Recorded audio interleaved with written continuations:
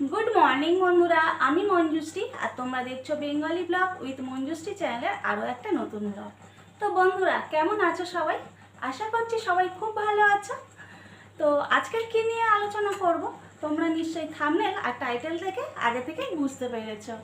তো হ্যাঁ বন্ধুরা, আমাদের মতো মধ্যবিত্ত ফ্যামিলিতে আমরা মেয়েরা সংসার থেকে কিভাবে সংসার খরচ বাঁচিয়ে মানে সেটা থেকে একটু একটু করে টাকা সঞ্চয় করতে পারি সেটা তোমাদের সঙ্গে আলোচনা করব।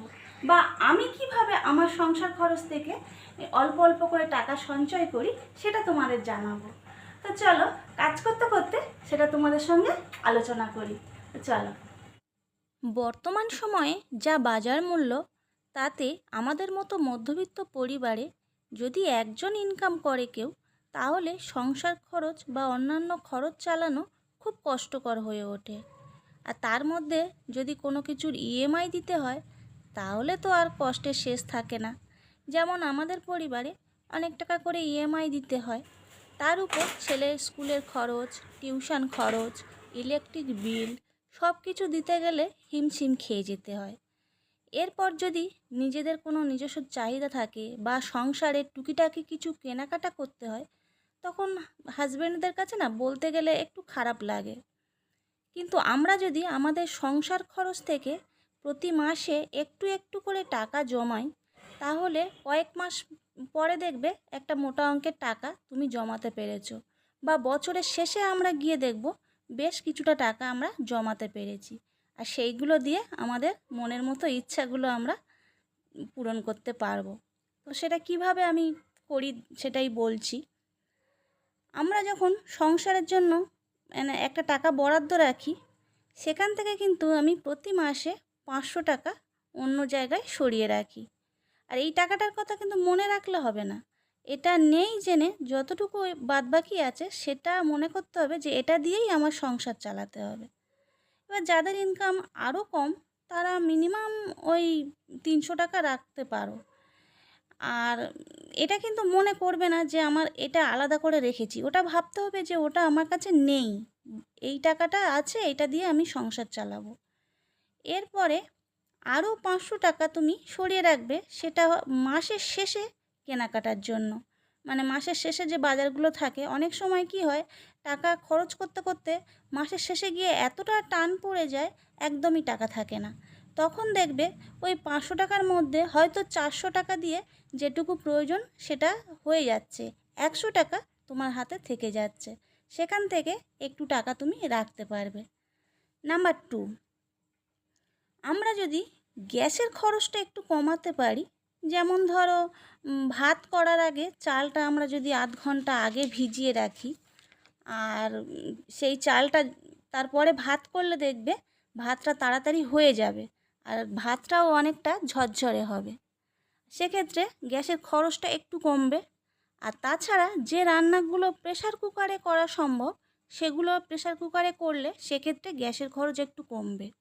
এইভাবে যদি আমরা একটা গ্যাস সিলিন্ডার 1 মাস 15 দিন চালাতে পারি, তাহলে দেখবে 3 মাসে আমাদের 2টো গ্যাস সিলিন্ডার লাগছে। সেক্ষেত্রে একটা গ্যাস সিলিন্ডারের টাকা কিন্তু আমরা জমাতে পারি। ওই মোটামুটি এখন তো 850 নেয়, ওই 850 টাকাটা কিন্তু আমরা জমাতে পারবো। এবার নাম্বার 3, আমরা যদি তেলের খরচ একটু কমাতে পারি, যেমন অনেকে শুনেছি যে মাসে 4 লিটার তেল লাগে, কিন্তু সেক্ষেত্রে আমরা যদি সেই 4 লিটার তেলকে 3 লিটারে আনতে পারি, বা যারা 3 লিটার ইউজ করছে সেক্ষেত্রে একটু করে কমিয়ে 2 মাসে যদি আমরা মানে একটু করে একটা প্যাকেট আমরা কমাতে পারি, সেক্ষেত্রে আমরা সেখান থেকে 100 টাকা বা 150 টাকা আমরা বাঁচাতে পারবো। এবার হচ্ছে নাম্বার 4, আমরা যখন গ্রসারি বাজার করি তখন আমরা কি করি, একটা লিস্ট বানিয়ে নিই কী কী লাগবে। এই লিস্ট বানানোর সময় আমাদের দেখে নিতে হবে যে আমাদের ঘরে আর কি কি আছে। যে জিনিসগুলো খানিকটা করে আছে, সেই জিনিসগুলো কিন্তু আমরা ওই মাসে বাজার করব না। কেননা আমাদের ঘরে যখন দেখব যে ওই জিনিসগুলো অনেকটা বেশি আছে বা মশলাগুলো অনেকটা বেশি আছে, তখন দেখবে ব্যবহারটা অনেকটা বেশি হয়। আর যখন দেখবে কমে এসছে, অল্প অল্প আছে, তখন দেখবে ঠিক তুমি অল্প অল্প করেই ব্যবহার করছো। ঠিক আছে, যখন শেষ হয়ে যাবে মাসের শেষের দিকে তুমি আবার আনবে, কিন্তু যখন শেষ হয়ে যাবে তখনই আনবে। তার আগে আনলে খরচটা বেশি হয়ে যায়। সেক্ষেত্রেও তুমি দেখবে যে প্রতি মাসে যেটা লাগছিল 2 মাসে হয়তো একটা করে প্যাকেট তুমি কম ইউজ করছো। এক্ষেত্রে কিছু কিছু টাকা তুমি রাখতে পারছো। এবার নাম্বার 5, আমরা মেয়েদের একটা অভ্যেস আছে, আমরা বাইরে গেলে না দোকানে কিছু দেখে কিনতে ইচ্ছা করে। মানে এটা হচ্ছে সব মেয়েদেরই একই অবস্থা। কোনো শাড়ি বা কোনো কিছু সংসারের জিনিস দেখলেই আমাদের কিনতে ইচ্ছা করে। কিন্তু আমরা সেগুলো যদি একটু কম কিনি বা আমরা যদি ভাবতে থাকি যে এই জিনিসটা আজকে নেব না, কালকে নেব, তাহলে দেখবে পরের দিন আর সেই জিনিসটা নিতে ইচ্ছা করছে না। আর তাছাড়া যেগুলো আমরা কেনার ইচ্ছা করি সেইগুলো হয়তো সেই সময় লাগবে না আমাদের, তাও কিনে ফেলি। আর এই জিনিসটা যদি তোমরা ভাবো যে আজকে তো লাগছে না, ঠিক আছে কাল নেব, তো পরে দেখবে ওটা আর নিতে ইচ্ছা করছে না। নাম্বার 6, আমরা সন্ধ্যার সময় যদি বাজারে যাই বা মার্কেটে যাই বা কোথাও একটু বের হই, তাহলে আমরা বাইরে থেকে টিফিন কিনে ঘরে আনি বা ওখানে খেয়ে আসি।